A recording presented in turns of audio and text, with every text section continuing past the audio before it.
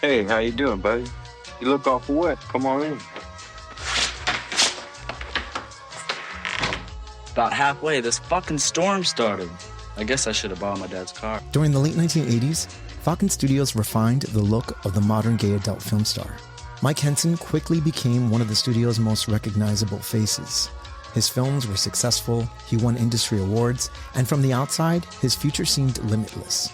Years later, however, Henson reflected on that success in a very different way.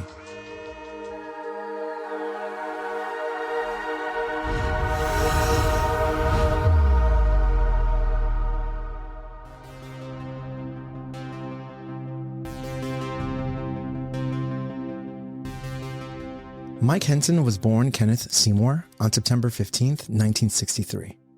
Before entering the adult film industry, he served in the United States Army.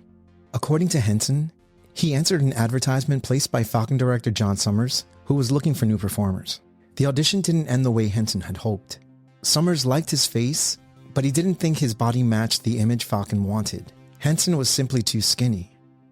Henson would spend the next 6 months transforming his physique before returning for another audition. This time, Summers hired him immediately.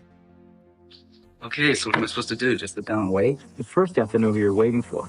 Just sit down behind me and do what I do. Yeah? I thought they were gonna do. Come on, just follow my lead.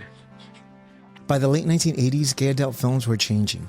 The rugged, hyper-masculine aesthetic that had dominated much of the previous decade was gradually giving way to younger performers with athletic builds and an approachable, all-American image. And Mike Henson fit that moment almost perfectly.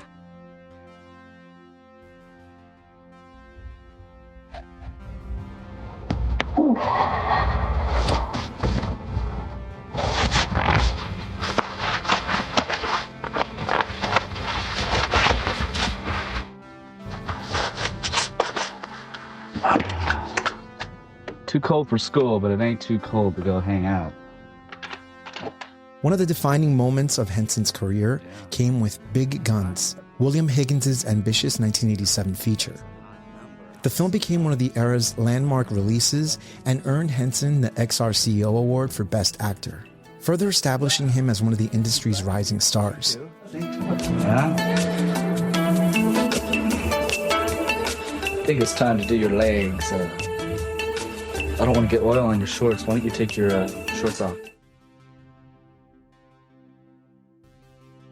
From the outside, Henson appeared to have everything a performer could want. He had successful films, awards, recognition, and a growing fan base. Yet Henson's own reflections tell a very different and complicated story. When Robert W. Richards asked why he eventually left the industry, Henson simply said he had had enough. He explained that the Hollywood lifestyle surrounding the business no longer appealed to him. The parties, the atmosphere, and everything that came with the world simply weren't who he was. Looking back, he even suggested that leaving may have kept him from heading down the path that wasn't right for him. There was, however, more happening in Henson's life than he discussed in that interview.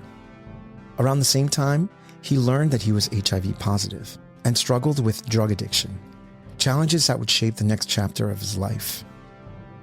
Rather than continue down the same path, Henson stepped away from the industry, choosing to focus on health, his education, and the possibility of building a different future.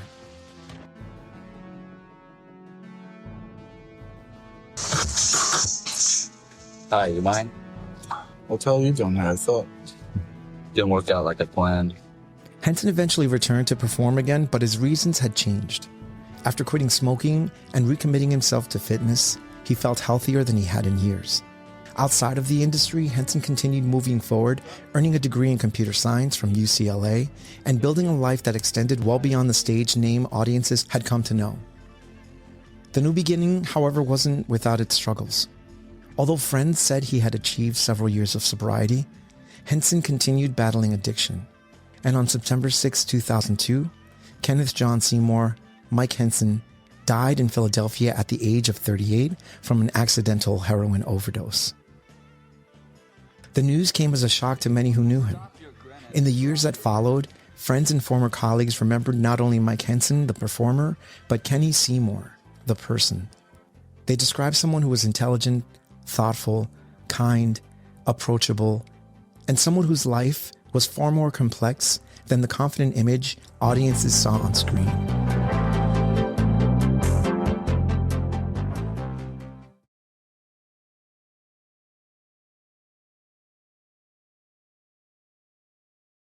You've been watching Demystifying Gay Porn. I'm your host, Ike Grande. Demystifying Gay Porn can be found on every podcast directory as well as YouTube. Demystifying Gay Porn is on X, Facebook, Instagram, Substack, Threads. And if you like what you're watching or listening to and want to be a part of the process, head over to patreon.com/demystifying gay porn, where you can support this podcast and YouTube channel, and I can continue making content like you've just enjoyed. As always, don't forget to subscribe, give this video a like, leave a comment, and let me know what else you'd like me to cover. This is Demystifying Gay Porn. My name is Ike Grande, and if you watch gay porn, I've definitely helped you get off.